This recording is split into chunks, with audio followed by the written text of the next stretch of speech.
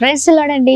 128వ కీర్తనలో 3వ వచనం ద్వారా పరిశుద్ధ ఆత్మదేవుడు ఉదయకాల సమయంలో మనందరితో మాట్లాడనై ఉన్నారండి. నీ లోకిట నీ భార్య ఫలించు ద్రాక్షావళి వలె నుండును, నీ భోజనపు బల్ల చుట్టూ నీ పిల్లలు ఒలీవ మొక్క వలె నుండురు. Praise the lord. దేవుని నామానికి మహిమ కలుగును గాక. కుటుంబం అంతా కూడా బ్లెస్ అవ్వాలని, మరి దీవించబడతారని ప్రభు మాట్లాడుతూ ఉన్నారు.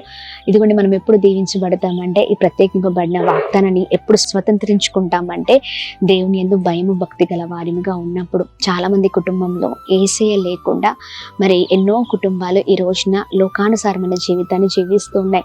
అన్నీ ఉండొచ్చు, కానీ దేవుడు లేకపోతే మన జీవితాలు శూన్యం అండి, వ్యర్థము.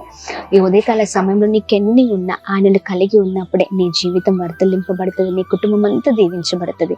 ఈ ప్రత్యేకింపబడిన వాగ్దాన్ని ఎత్తిపట్టి ప్రార్థిస్తూ ప్రతిరోజు వాక్యము, ప్రతిరోజు ప్రార్థన, ప్రతిరోజు కూడా భయము భక్తి కలిగిన జీవితాలతో మన కుటుంబాన్ని కట్టుకుందాం. May God bless you. దేవుని కృప తోడైండును గాక. ఆమేన్.